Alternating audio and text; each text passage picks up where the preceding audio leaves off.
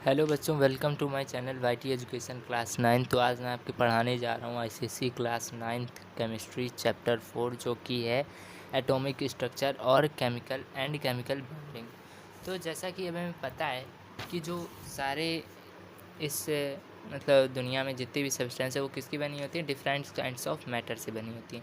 अगर हम मैटर को डिवाइड करने लगे तो हमें बहुत बहुत छोटे से छोटे पार्टिकल्स मिलने लगेंगे, और एक स्टेज ऐसा भी आएगा जब हम पार्टिकल्स को उसके बाद डिवाइड नहीं कर पाएंगे। तो अर्लीस्ट रेफरेंस जो है वो कॉन्सेप्ट ऑफ मैटर वो कहाँ तक हमें पहुँचाता है, मतलब ये किसने बताया था?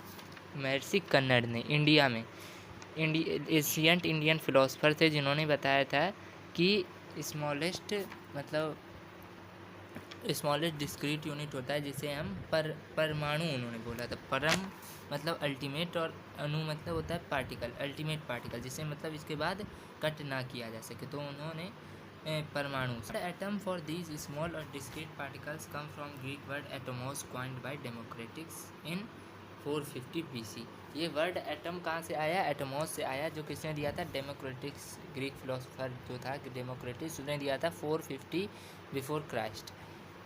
एटमोस मतलब होता है अनकटेबल, जिसे मतलब काटा ना जा सके। भले ही इंडियन और ग्रीक कॉन्सेप्ट्स बेस्ड थे ऑफ एटम के लिए जो इंडियन और ग्रीक कॉन्सेप्ट थे वो फिलोसफिकल आइडियाज़ पे बेस्ड थे। एक्सपेरिमेंटल ऑब्जर्वेशन का उसमें कोई मतलब ही नहीं था। लेकिन जो मॉडर्न साइंस है वो क्या करता है? रिटेन कर देता है नेम एटम नेम को रिटेन कर देता है। तो फर्स्ट साइंटिफिक थ्योरी जो दी गई अबाउट स्ट्रक्चर ऑफ मैटर वो किसके द्वारा दी गई? जॉन डाल्टन के द्वारा in 1808। Dalton's atomic theory based थी upon two laws of chemical combination. पहला है law of conservation of mass, दूसरा है लॉ ऑफ कांस्टेंट प्रोपोर्शन। तो डाल्टन की जो मेन पोस्टुलेट्स हैं, मतलब मेन पॉइंट्स हैं डाल्टन्स एटॉमिक थ्योरी के, वो क्या क्या है? पहला है all forms of matter are made up of very small discrete particles called atom. अब डाल्टन ने बताया कि जो मैटर के हर फॉर्म में एक छोटा सा कण रहता है जिसे हम एटम बोलते हैं। इसके बाद दूसरा पॉइंट क्या बताया? An atom can not be further divided into still smaller particles.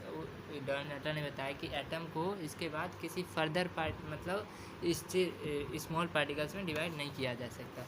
तीसरा पॉइंट बताया atom can neither be created nor be destroyed in a chemical process. Atoms को किसी केमिकल प्रोसेस में ना ही बनाया जा सकता है ना ही बिगाड़ा जा सकता है। चौथा पॉइंट बताया atoms of a particular element are identical in all respects, that is they have same mass, size and chemical properties.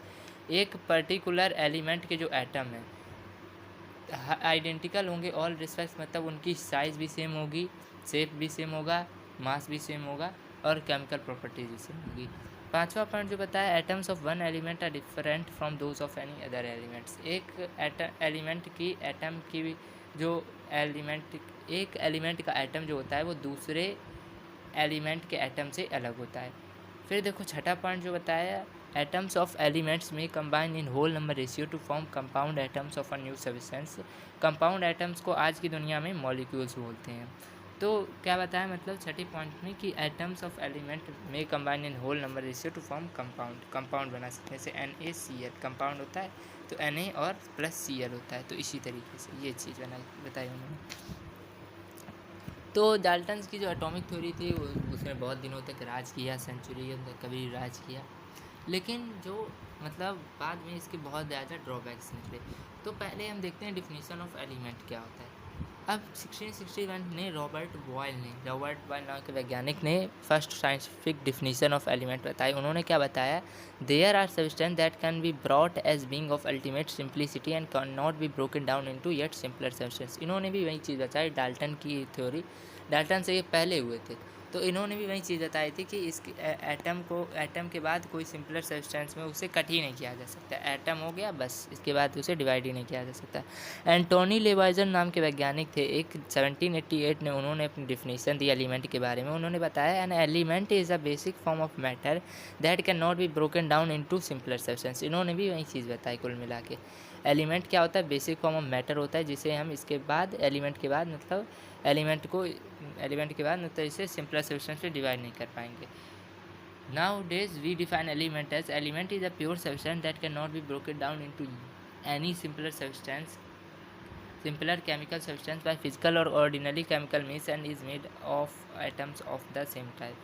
मतलब कि एलिमेंट एक प्योर सब्सटेंस होता है जिसे हम ब्रोक डाउन नहीं कर सकते इनटू सिंपलर केमिकल सब्सटेंस में बाय फिजिकल और ऑर्डिनरी, मतलब सामान्यतया इसे हम मतलब नहीं डिवाइड कर सकते, मतलब ब्रेक नहीं कर सकते, and is made of atoms of the same type. Definition of atom देखो, an atom is the smallest particle of an element which cannot be further divided in and still retains all the properties of that element. atom क्या होता है? atom smallest particle होता है element का जिसे हम further divide नहीं कर सकते, फर्दर डिवाइड उसे नहीं कर सकते, और वो क्या करता है? Still retains all the properties of that element, उसके पास एलिमेंट की प्रॉपर्टीज रहती हैं. एटम्स क्या होती है? Building blocks of all matter, मतलब कि ब्रिक जैसे देखते हो, बिल्डिंग ब्लॉक्स मतलब होता है ब्रिक. तो मकान में ईंट के बिना कोई घर बन ही नहीं सकता, तो इसी वजह से मैटर मतलब एटम के बिना बन ही नहीं सकता. Atoms maintains is identity in all physical and chemical changes, मतलब सेम एलिमेंट के जो एटम होंगे वो सेम होंगे. ये देखो constituents of an atom. Dalton की जो एटॉमिकली थ्योरी थी वो बहुत ज़्यादा हद तक हटा दी गई इसके द्वारा, जे थॉमसन, गोल्डस्टीन, रदरफोर्ड के द्वारा later half of 19th century and beginning of 20th century में. अब जो जे थॉमसन और रदरफोर्ड का वर्क था उसने ये डाउट मतलब बनाया, इसने ये डाउट बनाया कि एटम डिविजिबल होता है and it fact consist of still smaller सब एटॉमिक पार्टिकल्स. ये डाउट इन दोनों के एक्सपेरिमेंट्स में. तो देखो इसके बाद है discovery of electron, study of cathode raise. अब देखो सबसे पहले ये डायग्राम देखो. तो अब देखो discovery of electron, study of cathode raise cathode. William crooks नाम के एक वैज्ञानिक थे. 1879 में उन्होंने स्टडी किया conduction of electric current through gases at low pressure, मतलब लो प्रेशर पे उन्होंने बहुत ज़्यादा लो प्रेशर रखा, उसके बाद देखा कि करंट कंडक्ट हो रहा है उसके अंदर, ट्यूब के अंदर. फॉर दिस पर्पज़ उसके लिए उन्होंने क्या लिया? लॉन्ग ग्लास ट्यूब लिया, जैसा कि तुम देख सकते हो ये लॉन्ग ग्लास ट्यूब लिया उन्होंने, about 60 centimetre long, sealed at both ends पे सील्ड थे. ये देखो सील्ड है, पैक है. It was fitted with two metallic electrodes at the ends and also provided a stopcock. यहाँ पे टू मेटेलिक मतलब इलेक्ट्रोड्स थे. कौन? पहला एनोड, दूसरा कैथोड. टू मेटेलिक इलेक्ट्रोड्स थे at the ends and also provided a stopcock which would be connected to a vacuum pump to reduce pressure of the gas inside the tube to any desired value. मतलब कि बहुत ज़्यादा उन्होंने मतलब क्या कर दिया? ऑल्सो प्रोवाइडेड स्टॉप कॉक, मतलब स्टॉप कॉक पहले तो लगा दिया, स्टॉप कॉक यहाँ देखो स्टॉप कॉक लगा दिया. Which could be connected to a vacuum pump, vacuum pump से यहाँ की should connected to a vacuum pump to reduce pressure of the gas inside the tube to any desired value. मतलब कि देखो जैसे gas की 0.01 mm प्रेशर है, तो ये क्या कर रहा है? वैक्यूम बाहर जा रहा है, वैक्यूम मतलब ये है, इसके द्वारा ये जो ट्यूब के अंदर से प्रेशर वैक्यूम में जा रहा है, तो मतलब वैक्यूम क्या कर रहा है? प्रेशर को डिक्रीज़ कर रहा है. तो 0.01 मीटर प्रेशर हो गया, मिलीमीटर. तो इसको ट्यूब को हमने क्या बोला? डिस्चार्ज ट्यूब बोला. अब देखो जब हाई इलेक्ट्रिक डिस्चार्ज दिया गया अब अबाउट 10,000 वोल्ट्स का बिटवीन द इलेक्ट्रोड्स, एनोड के बीच और कैथोड के बीच, तो क्या ऑब्जर्वेशन दिखा? जब pressure of the gas inside the discharge tube एक एटम था तो करंट नहीं फ्लो कर रहा था between the electrode. This is because gases क्योंकि पुअर कंडक्टर इलेक्ट्रिसिटी के होते हैं. फिर देखो क्या हुआ? जब pressure of the gas 10-2 atom रखा गया, 10-2 एटम मतलब कि 1 मिलीमीटर से 10 मिलीमीटर तक रखा गया, तो इलेक्ट्रिक करंट इसमें फ्लो करने लगा between the electrodes and a coloured glow is observe, और इसमें एक कलर्ड ग्लो दिखा. अब कलर किस पे डिपेंड करता है? Upon the nature of the gas taken in the tube, जैसा मतलब गैस लिया गया है उसके बेसिस पे कलर दिखेगा.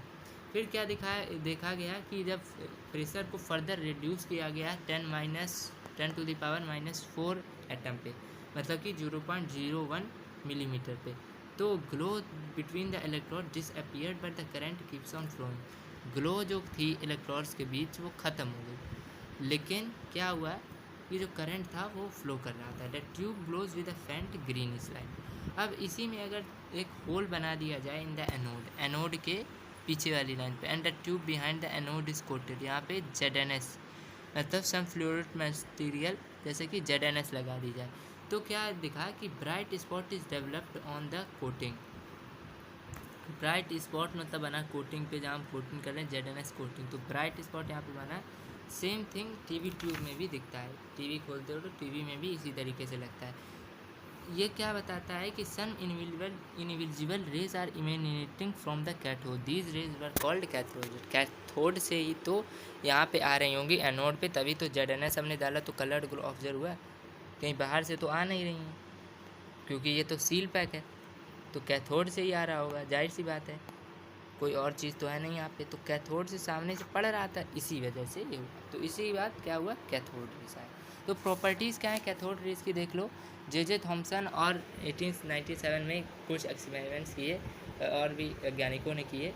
कैथोड रेज क्या देखा उन्होंने, क्या प्रॉपर्टीज होती है। पहला होता है cathode ray emerge from the cathode and move towards the anode, cathode से इमर्ज करती हैं और कहाँ जाती हैं, एनोड के पास जाती हैं। दूसरा क्या देखा, if an object is put in the path of cathode rays these ray cast as shadow, it means that cathode ray travel in straight line. अगर किसी ऑब्जेक्ट को यहाँ पे रख दिया, मतलब ऑब्जेक्ट को यहाँ पे लाइट पड़ी कैथोड रेज की, तो यहाँ मतलब शेडो पड़ने लगती है। ये क्या बताता है कि ट्रैवल कर रही है कैथोड रेज स्ट्रेट लाइन में, इसी वजह से तो शेडो पड़ी, नहीं तो यहाँ भी पड़ सकती, यहाँ भी पड़ सकती थी, कहीं भी पड़ सकती थी। फिर तीसरा प्रॉपर्टी क्या है, if a small paddle wheel is placed in their path that paddle wheel starts mechanical motion, it means that cathode rays are made up of material particles.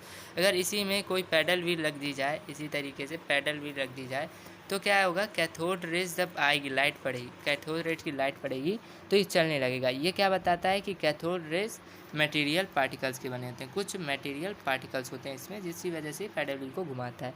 देखो चौथा है, when an electric field is applied on the cathode rays, these rays are deflected towards the positive plate of the applied electrical field. This shows that cathode ray carry negative charge. अब अगर electric field applied की जाए cathode rays पे, electric field मतलब बनाया जाए cathode rays पे, तो ये क्या होता है, डिफ्लेक्ट करता है टुवर्ड्स द पॉजिटिव प्लेट, मतलब कि एनोड की तरफ। तो ये क्या बताता है कि cathode ray negative charge carry करते हैं, इसी वजह से एनोड के पास जा रहे हैं, एनोड पॉजिटिव होता है। फिर पांचवा क्या है, cathode rays ionise gases through which they pass, cathode ray gases को आयोनाइज कर देता है जिस गैस से वो पास होता है। छठा है, cathode ray can penetrate through thin metal foils, thin metal foils से भी वो मतलब निकल सकता है, मतलब छेद सकता है, उसको भी बाहर निकल सकता है उससे भी। सातवां है, the characteristic properties of cathode ray do not depend upon the material of the electrodes and also the nature of the gas taken in the discharge tube. ये जो कैरेक्टरिस्टिक प्रॉपर्टी है कैथोड की, ये किस पे डिपेंड नहीं करती है, मटेरियल ऑफ द इलेक्ट्रोड, चाहे कोई भी मटेरियल हो, ये कैथोड रेज होगा ही होगा, और also the nature of the gas taken in the discharge tube, इस पर भी डिपेंड नहीं करती है।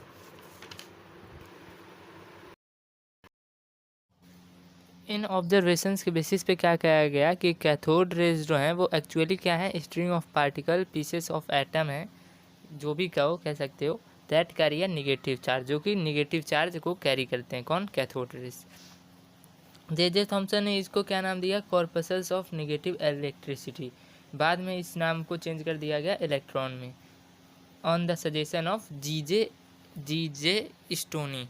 ये एक वैज्ञानिक थे, इनके मतलब इन्होंने सजेशन दिया कि इसका नाम इलेक्ट्रॉन रखना चाहिए। मतलब इसका मतलब क्या होता है, इलेक्ट्रॉन का मतलब पार्टिकल्स और एटम्स ऑफ इलेक्ट्रिसिटी। इलेक्ट्रॉन को कैसे रिप्रेजेंट करते हैं, ई और ई माइनस ई की पावर माइनस करते हैं। फिर देखो आगे क्या है तुम्हारा, चार्ज ऑन इलेक्ट्रॉन। तो आर मिल्कन ने क्या डिटरमाइन किया, चार्ज ऑन इलेक्ट्रॉन डिटरमाइन किया, और क्या फाउंड किया, negative charge on an electron is कितना होता है, 1.6022 इंटू 10 की पावर माइनस 19, 1.6022 इंटू 10 की पावर माइनस 19 कूलॉम, या इसे बोल सकते हो 4.8 इंटू 10 की power minus 10 ESU।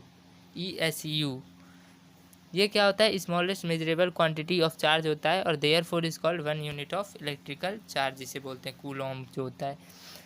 There four इस वजह से हम क्या कह सकते हैं, one an electron has 1 unit of negative charge और the relative charge on electron is -1।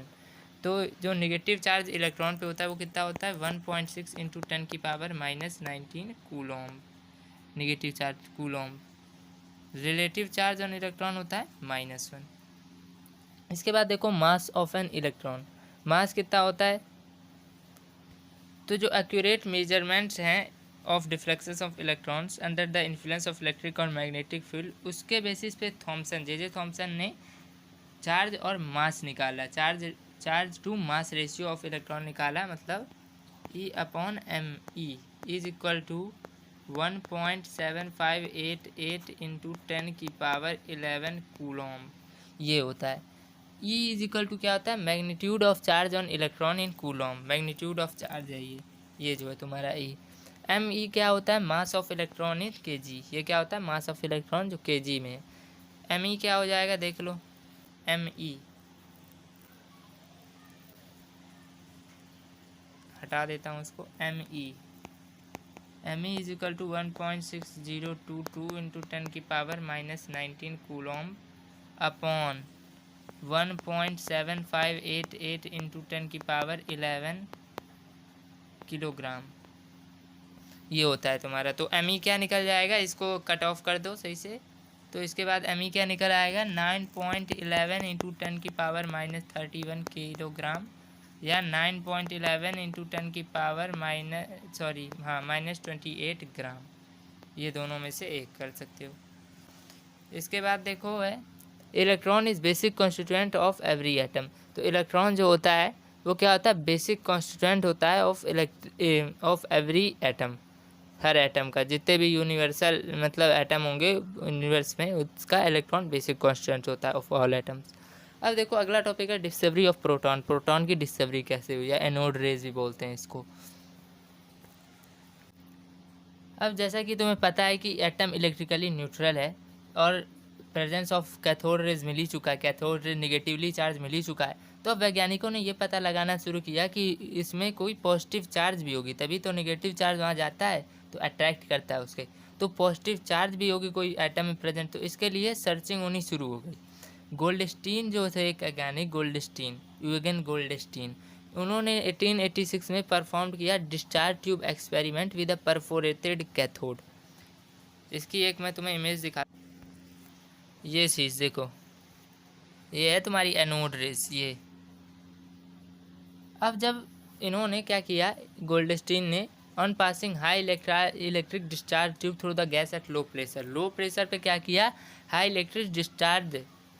Electric discharge पास किया, तो उन्होंने क्या ऑब्जर्व किया, some rays were coming from the side of the anode, कुछ रेज एनोड की साइड की तरफ से आ रही हैं कुछ rays, which passed through the perforated cathode and produced green fluorescence on the opposite glass wall coated with zinc sulfide। ये जो जिंक सल्फाइड देख रहे हो कोटिंग, ये चीज़, ये देखो एनोड, ये भी है, ये देखो एनोड, ये देखो एनोड की तरफ से एक रेज निकल रही, एनोड की तरफ से ये रेज निकल रही, देखो परफोरेटेड कैथोड से पास कर रही, देखो ये देखो परफोरेटेड है, परफोरेटेड मतलब एक तरीके से होल, छेद हो जिसमें थोड़ा सा छोटा सा, तो ये देखो परफोरेटेड होल्स हैं, तो यही चीज़ इससे पास करके कहाँ जा रही है, फ्लोरोसेंस जिंक सल्फाइड यहाँ पे जा रही है और क्या कर रही है, green fluorescence on the opposite glass wall coated with zinc sulphide, ये जो बनी है इस पे जाते टकरा के ये क्या करती है, ग्रीन फ्लोरोसेंस करती है, ग्रीन लाइट एक तरीके से छोड़ती है, तो इसे क्या किया, एनोड रेज कहा गया। इसे कैनाल रेज भी क्या किया, क्योंकि ये कैनाल से पास हो रही है, देख रहे हो ये कैनाल से, मतलब होल्स इन द कैथोड में जो होल्स हैं, ये देखो ये कैथोड में जो होल्स हैं यहाँ से भी पास हो रहे थे, इसलिए कैनाल रेज भी कहा गया। ये पॉजिटिव रेज, इसे पॉजिटिव रेज भी कहा गया क्योंकि ये कैसा मतलब है, found to carry positive charge, ये पॉजिटिव चार्ज को कैरी करता है, इसीलिए इसे पॉजिटिव रेज भी कहा गया। ओरिजिन ऑफ एनोड रेज कहाँ से आया, अब इसका ओरिजिन कैसे पता चला कि एनोड रेस कैसे है, कहाँ से है, तो देखो ये जो है तुम्हारी कैथोड रेस, ये यहाँ पे जा रही और इसके साथ एनोड के साथ कोलाइड कर रही, कोलाइड किया तो इसके जो रेज हैं, इसके जो इसके जो पार्टिकल्स हैं वो क्या आए, बाहर आए, तो ये बाहर आए तो क्या किया इन्होंने, पॉजिटिवली चार्ज पार्टिकल्स, मतलब इससे निकले पॉजिटिवली चार्ज पार्टिकल्स, एनोड से पॉजिटिवली चार्ज है तो पॉजिटिवली चार्ज पार्टिकल्स निकले, तो पॉजिटिवली चार्ज पार्टिकल कहाँ मूव किया इन्होंने, टुवर्ड्स द कैथोड,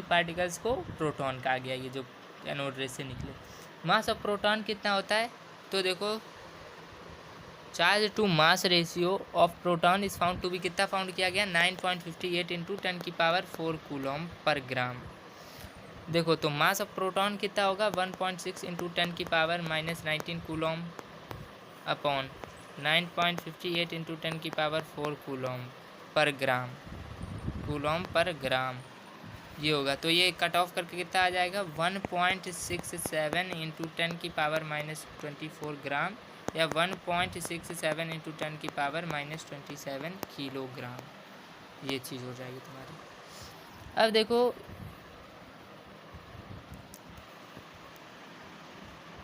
इसके बाद है तुम्हारा एटॉमिक स्ट्रक्चर। तो एटॉमिक मॉडल्स कैसे बने, अब ये दोनों तो डिस्कवर हो गए, इलेक्ट्रॉन और प्रोटॉन डिस्कवर हो गए। अब कैसे ये रखे हुए एटम्स में इसको पता करना भी ज़रूरी था। तो थॉमसन का मॉडल आया, एक थॉमसन मॉडल ऑफ एटम जिसे बोला जाता है, प्लम प्रेडिक्ट मॉडल भी बोला जाता है, वाटरमेलन मॉडल भी बोला जाता है। तो जे थॉमसन ने 1904 में प्रपोज किया, क्या प्रपोज किया, an atom is a sphere of uniform positive electricity in which electrons are embedded. ये देखो ये था तुम्हारा थॉमसन का मॉडल ऑफ एटम। तो atom is an sphere of uniform positive electricity in which electrons are embedded. ये देखो positive sphere होता है जिसमें इलेक्ट्रॉन एम्बेडेड होता है, ऐसा जे थॉमसन ने बताया। The number of electrons embedded in such that the total negative charge on all the electrons is equal to the positive charge, so the atom as a whole is electrically neutral. इन्होंने बताया जो इस पर charge लगी रही है वो positive sphere के चार्ज के इक्वल है, तो इसीलिए क्या है ये एटम इलेक्ट्रिकली न्यूट्रल है। दस थॉमसन मॉडल इसने क्या किया, यूनिफॉर्म डिस्ट्रीब्यूशन ऑफ मास ये इसने एज्यूम किया और charge throughout the whole of the atom, इसने यही बताया। थॉमसन मॉडल को कभी कभी प्लम पडिंग मॉडल भी कहा जाता है, in which the pudding represents, pudding क्या रिप्रेजेंट कर रहा है, पॉजिटिव स्फीयर को रिप्रेजेंट कर रहा है ऑफ पॉजिटिव इलेक्ट्रिसिटी, और जो बिट्स ऑफ प्लम्स हैं स्कैटर, प्लम पडिंग मॉडल बोलते हैं। तो बिट्स ऑफ जो प्लम्स हैं वो किसके रूप में है, इन द पुडिंग, पुडिंग में जो बिट्स ऑफ प्लम्स होते हैं वो इलेक्ट्रॉन के रूप में यहाँ पे दिखाई दे रहा है। इसे वाटरमेलन मॉडल भी कहा जाता है, क्योंकि जो इसमें रेड एडिबल पोर्शन है ये क्या रिप्रेजेंट कर रहा है, पॉजिटिव चार्ज। ये देखो ये बाहर ये वाटरमेलन है, ये देखो इसमें भी है पॉजिटिव चार्ज है ये, और जो सीड्स हैं वो लाइक इलेक्ट्रॉन्स इम्बेडेड, देखो इसमें सीड इलेक्ट्रॉन है और इसमें क्या है सीड्स होती हैं वाटरमेलन में। तो इसी तरीके से तो थॉमसन मॉडल एटम का ड्रॉबैक क्या था, इसने क्या क्या नहीं बताया, डिसएडवांटेज।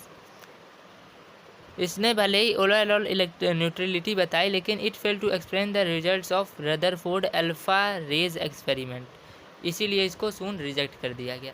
अब रदरफोर्ड का अल्फा रे एक्सपेरिमेंट कैसा था, ये देखो।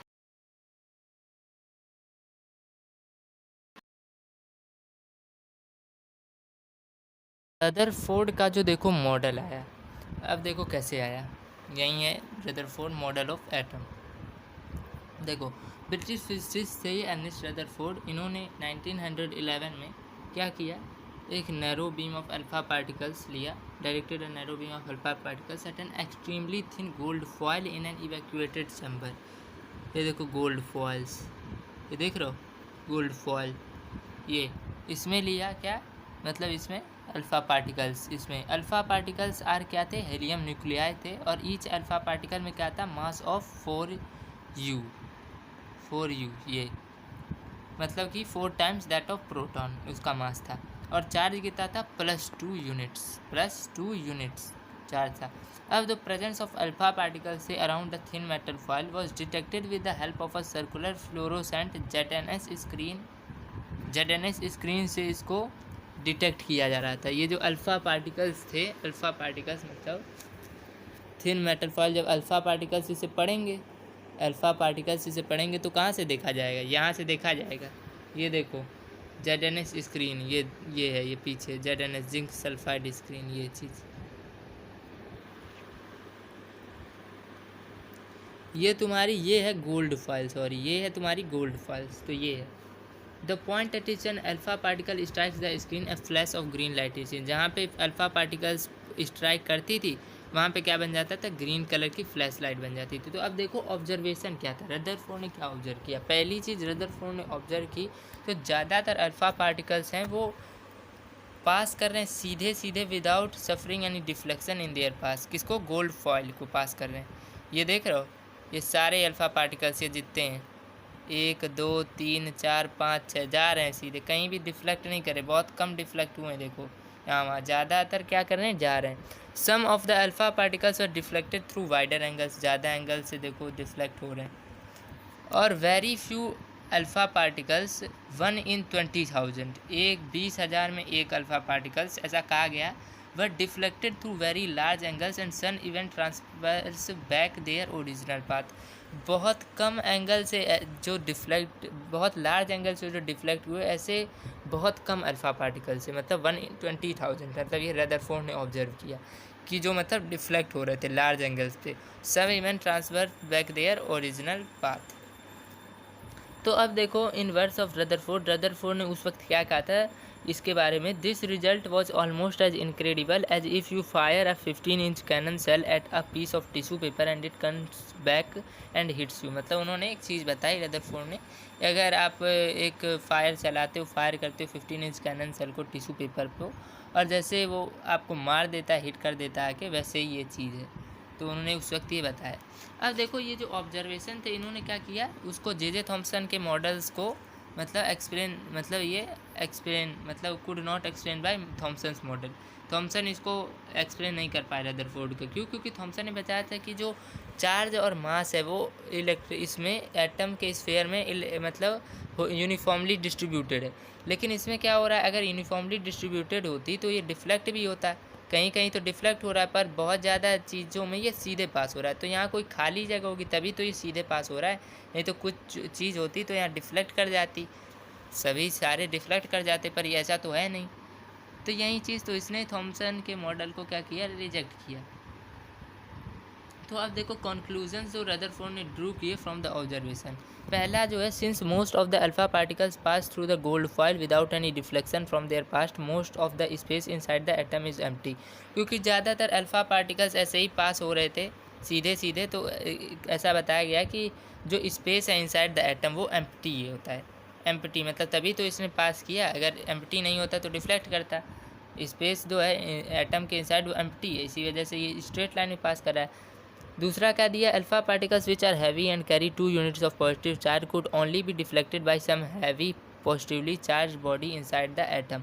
अब जो अल्फा पार्टिकल्स हैवी थे, हैवी अल्फा पार्टिकल्स, और carry 2 units of positive charge को कैरी कर रहे थे, वो क्या कर रहे थे, डिफ्लेक्ट हो रहे थे, वो डिफ्लेक्ट हो रहे थे, only be deflected by some heavy positively charged body inside the atom. क्या है, हैवी पॉजिटिवली चार्ज बॉडी, कोई इसमें हैवी पॉजिटिवली चार्ज बॉडी होगी जिससे वो डिफ्लेक्ट कर रहे थे, ये कहा थॉमसन ने। तीसरी चीज़ क्या बताई, since very few alpha particles are deflected by this heavy and positively charged body inside the atom must be very small in volume, क्योंकि वाइडर एंगल, बहुत ज़्यादा एंगल से तो पास नहीं कर रही थी, थोड़े थोड़े एंगल से पास कर रही थी, इस वजह से उन्होंने क्या किया, जो ये एम्प्टी स्पेस है इसमें एक हैवी पॉजिटिवली चार्ज बॉडी रखी होगी, और वो क्या होगी, बहुत छोटी होगी, स्मॉल होगी अपने वॉल्यूम में बहुत स्मॉल होगी।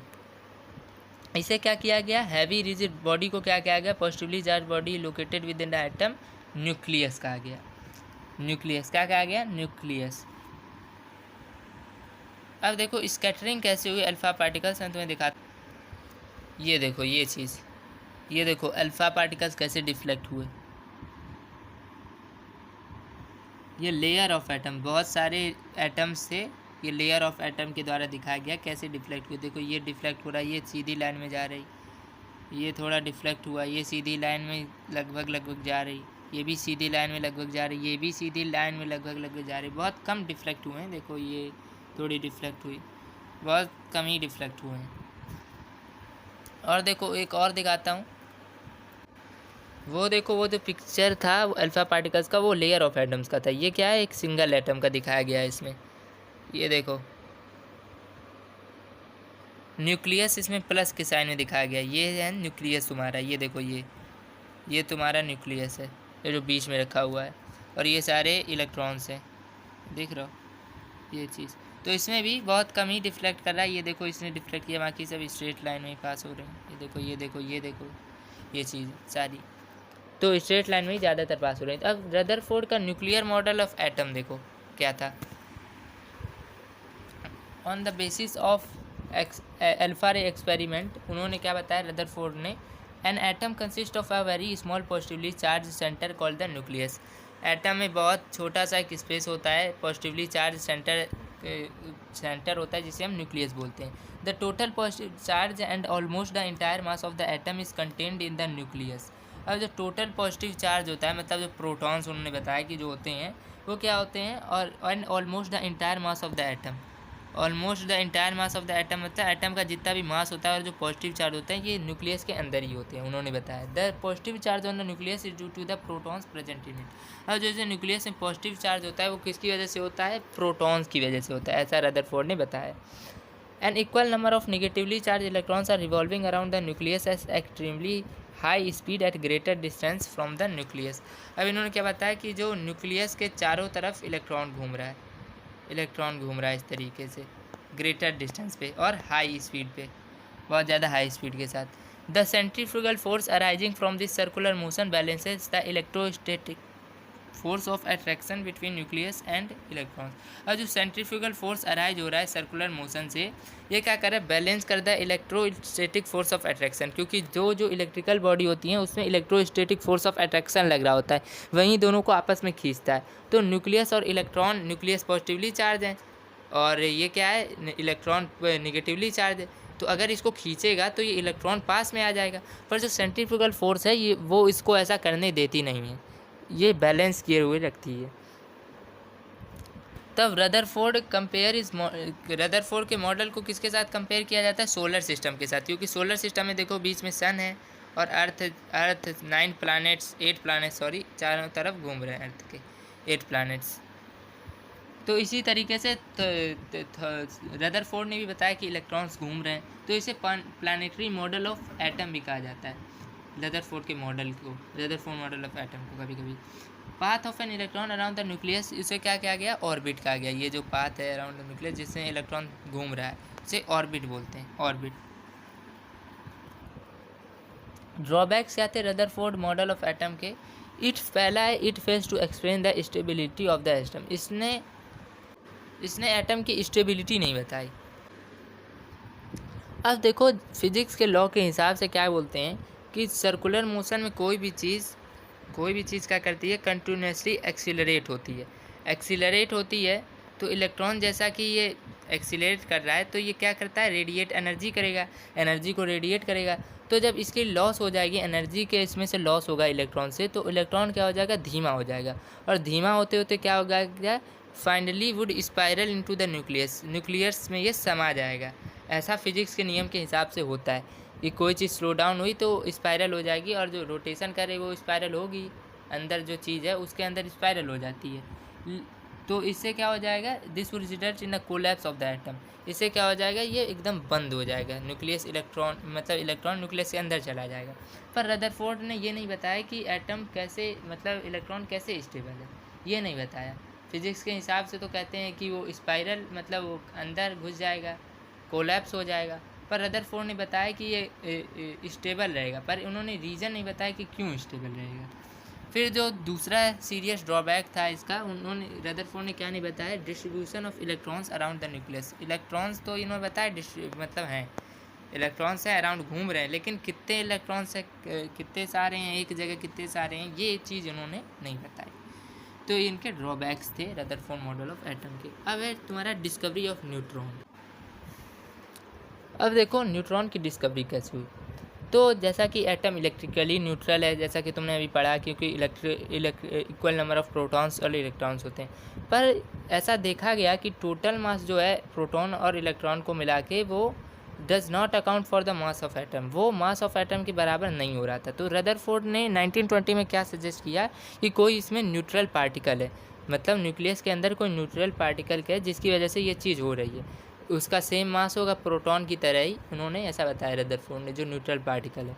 तो हिज प्रेडिक्शन वो क्या ट्रू हो गया, prove to be true in 1932 by James Chadwick. James Chadwick ने न्यूट्रॉन की डिस्कवरी की। उन्होंने क्या बताया, जब हम बेरिलियम या बोरॉन को बम्बार्ड करते हैं, मतलब अल्फ़ा पार्टिकल्स के द्वारा इसको बम्बार्ड किया जाता है, तो उसमें से क्या निकलता है, हाईली पेनिट्रेटिंग रेडियस निकलता है उसमें से।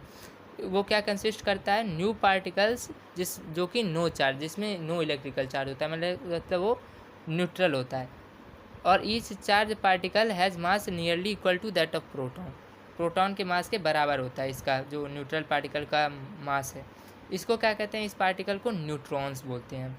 तो मास क्या होती है न्यूट्रॉन की, 1.679 इंटू 10⁻⁻12 किलोग्राम। न्यूट्रॉन जो होता है वो स्लाइटली हैवियर होता है देन द प्रोटॉन। अब देखो न्यूट्रॉन और प्रोटॉन दोनों न्यूक्लियस में प्रेजेंट होते हैं, इन्हें दोनों को क्या कहते हैं, न्यूक्लियॉन्स बोलते हैं। और जो सब एटॉमिक पार्टिकल्स हैं, इलेक्ट्रॉन, प्रोटॉन और न्यूट्रॉन्स, इसको क्या बोलते हैं हम, एलिमेंट्री पार्टिकल्स या फंडामेंटल पार्टिकल्स भी बोलते हैं। तो अब देख लो, एक बार मिसमराइज कर लो सारी चीज़ें, मतलब रिमेम्बराइज कर लो सारी चीज़ें। सिंबल क्या है इलेक्ट्रॉन, प्रोटॉन, न्यूट्रॉन के बारे में। सिंबल क्या है इलेक्ट्रॉन का, ई या ई माइनस, ई और ई माइनस। प्रोटॉन का सिंबल पी और पी प्लस। न्यूट्रॉन का सिंबल एन। फिर इसको इलेक्ट्रॉन को किसने डिस्कवर किया, जे जे थॉमसन ने। प्रोटॉन को गोल्डस्टीन ने, और न्यूट्रॉन को जेम्स चैडविक ने। इलेक्ट्रिकल नेचर क्या होता है इन तीनों का, इलेक्ट्रॉन निगेटिवली चार्ज होता है, प्रोटॉन पॉजिटिवली चार्ज होता है, न्यूट्रॉन न्यूट्रल या नो चार्ज कह सकती हो उसमें होता है। एब्सोल्यूट चार्ज कितना होता है, -1.6 इंटू 10⁻⁻19 कूलॉम्ब इलेक्ट्रॉन में होता है, प्लस 1.6 इंटू 10⁻⁻19 कूलॉम्ब प्रोटॉन में होता है, और 0 होता है न्यूट्रॉन में तुम्हारा। रिलेटिव चार्ज होता है इलेक्ट्रॉन में -1, +1 प्रोटॉन में होता है, 0 होता है तुम्हारा न्यूट्रॉन में। एब्सोल्यूट मास होता है इलेक्ट्रॉन का 9.11 इंटू 10⁻⁻28 ग्राम। प्रोटॉन का होता है 1.67 इंटू 10⁻⁻24 ग्राम। न्यूट्रॉन का होता है 1.675 इंटू 10⁻⁻24 ग्राम। रिलेटिव मास होता है इलेक्ट्रॉन का 1/1840। प्रोटॉन का 1 होता है रिलेटिव मास, और न्यूट्रॉन का रिलेटिव मास भी 1 होता है। तो अब देखो आगे है तुम्हारा बोहर्स थ्योरी ऑफ एटम। ये सारी चीज़ें हो गई। अब है तुम्हारा बोहर्स थ्योरी ऑफ एटम। तो ये model of atom Danish physicist या नोबेल लॉरिएट थे, ये नील्स बोहर इनका नाम था। 1913 में इन्होंने बनाया to overcome the drawbacks of Rutherford model of atom. Assumption क्या थी बोहर की थ्योरी के, जो पहला एजम्पशन था वो क्या था, electron revolve around the nucleus of the atom in circular paths और ऑर्बिट। इलेक्ट्रॉन किसके रिवॉल्व करते हैं, न्यूक्लियस के अराउंड रिवॉल्व करते हैं, इन सर्कुलर पाथ्स या ऑर्बिट बोल सकते हो। दूसरा था out of the several possible circular orbits the electron is allowed to move only in certain discrete orbits. अब जो इसमें सारे ऑर्बिट्स हैं, लेकिन इलेक्ट्रॉन्स कहाँ कहाँ मूव करता है, केवल सर्टेन डिस्क्रीट ऑर्बिट्स में ही इलेक्ट्रॉन मूव करता है। तीसरा है while moving in an allowed orbit the electron is associated with a definite amount of energy, therefore these orbits are called energy levels or cells। अब electron किस पे मतलब जिस जिस मतलब ऑर्बिट पे मतलब वो घूमेगा उसमें with definite amount of energy उसमें रखी जाती है, देयरफॉर इसे क्या कहते हैं, एनर्जी लेवल या सेल्स भी बोलते हैं। द ऑर्बिट्स और एनर्जी लेवल्स और shells are designated by letters KLMNO, KLMNO या 1 2 3 4 5 भी बोल सकते हो एक्सेट्रा। द फर्स्ट ऑर्बिट और K shell is the nearest to the nucleus. ये देखो तुम्हारा न्यूक्लियस है, इससे फर्स्ट ऑर्बिट क्या होता है, सॉरी मैं बनाता हूँ अभी।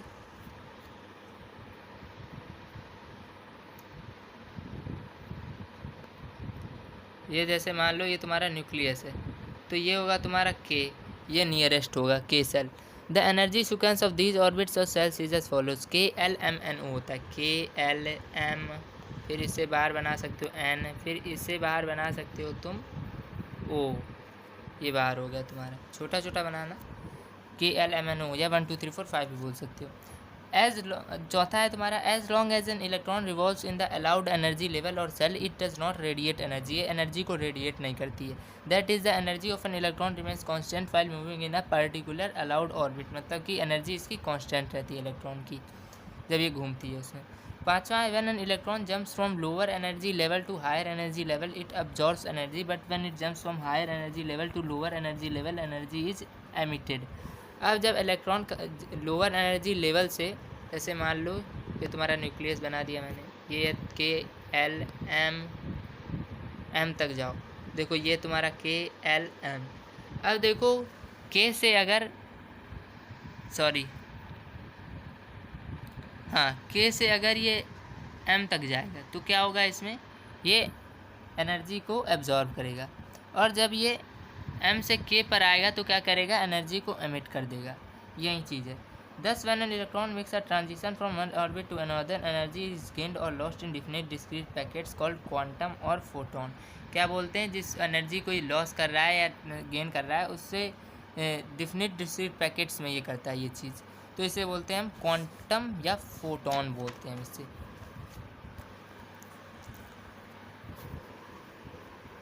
तो आप देखो एटॉमिक नंबर, एक चीज़ होती है एटॉमिक नंबर।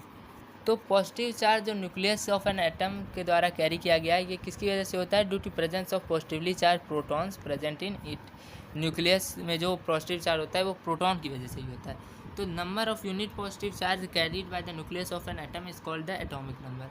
तो जितना number of unit positive charge carried किया जा रहा है न्यूक्लियस ऑफ एन एटम के द्वारा, उसे हम बोलते हैं क्या, एटॉमिक नंबर बोलते हैं। इसे रिप्रेजेंट करते हैं लेटर जेड से, जेड लेटर से रिप्रेजेंट करते हैं। तो as a proton carries 1 unit of positive charge, जैसा कि तुम्हें पता है प्रोटॉन कितना कैरी करता है, 1 यूनिट ऑफ पॉजिटिव चार्ज। तो जो एटॉमिक नंबर होता है एलिमेंट का, वो इक्वल होता है किससे, number of protons present in the nucleus of the atom.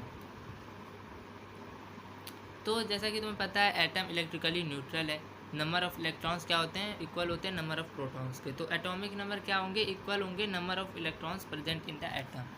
Atomic number is equal to क्या होता है, number of units of positive charge on the nucleus, number of protons present in the nucleus और number of electrons in the atom.